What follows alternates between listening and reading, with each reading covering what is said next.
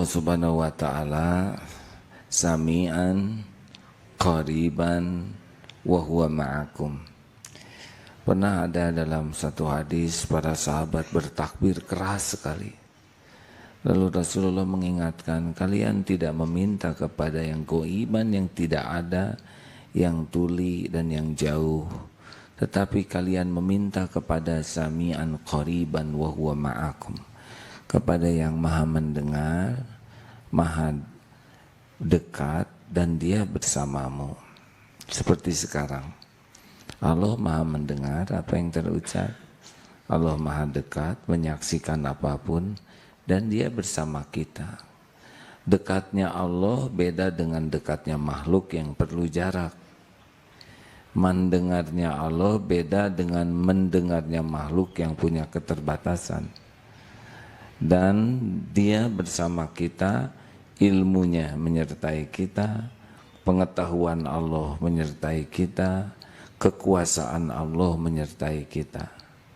Jadi jangan membayangkan ada fisik Allah yang dekat dengan kita secara fisik, karena laisa kamitslihi syai'un. Allah tidak menyerupai dan tidak diserupai apapun. Jangan juga mengatakan Allah ada di mana-mana. Kalau ditanya Allah ada di mana, maka Allah bersemayam di atas arsy, sudah begitu saja. Kalau ditanya Allah ada di mana, maka Allah bersemayam di atas arsy, sudah begitu saja. Kalau ditanya Allah ada di mana, maka Allah bersemayam di atas arsy, sudah begitu saja. Arsy-nya bagaimana? Pasti kita tidak bisa menjangkau. Karena kalau Allah berada di suatu tempat, maka tempat itu lebih besar daripada Allah. Tapi kita sudah cukup apa yang dikatakan dalam Al-Quran.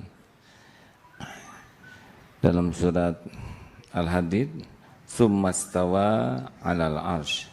Kemudian dia bersemayam di atas arsy. Kemudian dia bersemayam di atas arsy. Kemudian dia bersemayam di atas arsy. Kemudian dia bersemayam di atas arsy. Kemudian dia bersemayam di atas arsy.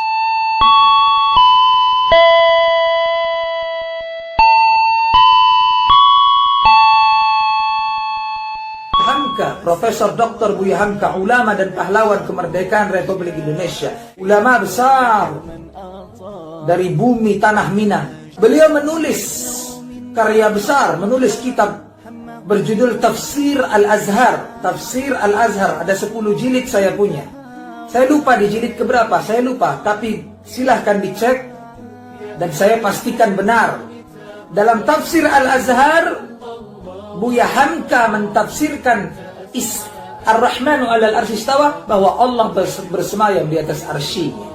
Allah bersemayam di atas langitnya. Itu Buya Hamka rahimahullah. Silahkan Anda bantah Buya Hamka.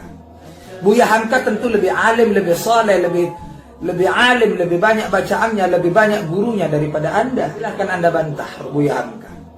Buya Hamka tentu lebih alim, lebih saleh, lebih alim, lebih banyak bacaannya, lebih banyak gurunya daripada Anda. Silahkan Anda bantah Buya Hamka. Buya Hamka tentu lebih alim, lebih saleh, lebih alim, lebih banyak bacaannya, lebih banyak gurunya daripada Anda dan daripada saya tentunya. Terakhir, jadi keyakinan Ustadz Mahir Tuel ini bagaimana? Allah bersemayam di atas arsy. Tapi bagaimananya bersemayam Allah? Bagaimana cara Allah bersemayam, beristawa, duduknya bagaimana? La na'rif, kita nggak tahu karena Allah tidak memberitahu kita tentang itu. Kaifiatnya Allah, ngerti maksud ana? Kaifiat Allah istawa, bagaimananya Allah beristawa, duduknya Allah sebagaimana, tidak ada yang mengetahui kecuali Allah Subhanahu wa Ta'ala, karena Allah tidak mengkhabarkannya kepada kita dalam ayatnya yang suci dalam Al-Quran.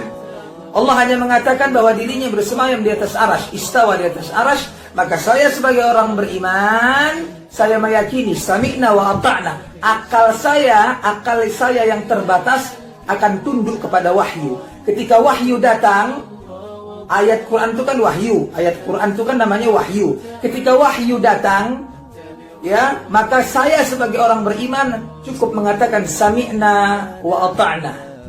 Apalagi ini ayat-ayat mutasyabihat. Datang seseorang kepada Imam Malik rahimahullah. Datang seseorang kepada Imam Malik rahimahullah, ya, di ujung Masjid Nabawi. Orang ini bertanya kepada Imam Malik, wahai Imam, aina Allah? Imam Malik menjawab, Ar-Rahmanu 'alal arsy istawa. Imam Malik menjawab, Ar-Rahmanu 'alal arsy istawa. Imam Malik loh, pendiri mazhab Maliki.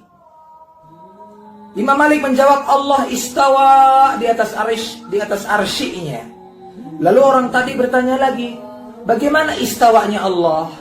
Imam Malik menjawab, istawa'u ma'lumun wal kaifu majhulun wal imanu bihi wajibun was su'alu anhu bid'atun. Kata Imam Malik ketika ditanya bagaimana caranya Allah beristawa, bersemayam, duduk di singgasananya sana, di atas arsy-Nya sana, Imam Malik menjawab, al-istawa'u ma'lum. Istawa itu sudah diketahui maknanya apa, bahwa istawa itu bersemayam. Kita faham arti istawa. Wal kaifu majhulun. Dan bagaimananya istawa Allah itu majhulun, enggak ada yang mengetahuinya kecuali Allah sendiri. Wal imanu bihi wajibun. Dan mengimani bahwa Allah itu beristawa, bersemayam di atas arsy, hukumnya wajib. Hukumnya wajib. Wassu'alu anhu bid'ah. Dan mempertanyakan, membagaimanakan tentang cara Allah beristawa, bentuknya Allah bersinggasana, hukumnya haram, bid'ah. Ini perkataan Imam Malik. Karena sudah azan maghrib, mari kita sholat maghrib terdahulu. Mari kita bersatu, jangan saling sesat menyesatkan, tapi ini akidah kami. Nah, kawan-kawan yang memiliki keyakinan yang berbeda tentang masalah sifat khabariyah Allah, tentang sifat zatiyah Allah ini, kalau berbeda nggak ada masalah. Yang menjadi masalah di antara kaum muslimin adalah saling menyerang, saling sesat dan menyesatkan. Ya, ini saya tidak suka seperti ini. Apalagi doktrin, vonis dan ada kiai yang dia pintar, alim, tapi doktrinnya kuat. Tidak ilmiah dan tidak argumentatif, sehingga jauh dari sifat tawassut. Apa itu tawassut? Yakni pertengahan. Karena Al-Imam Ibnu Taimiyah rahimahullah, imam yang kami junjung tinggi, ya, ulama pembesar, pembawa bendera madhab Hambali, Imam Ibnu Taimiyah di Majmu' Fatawa mengatakan bahwa Al-Asy'ariyah, kaum Asy'ariyah, hum ikhwanuna min ahlil kalam. Mereka adalah saudara-saudara kami dari kalangan ahlil kalam. Mari kita bersatu, jangan lagi berpecah belah, jangan saling sesat dan menyesatkan. Orang memiliki mazhab masing-masing, baik mazhab dalam teologi maupun mazhab dalam fikih. Ya, yang empat itu. Malik, Hanafi, Maliki, Syafi'i dan Hanbali. Hamba al-faqir dhaif.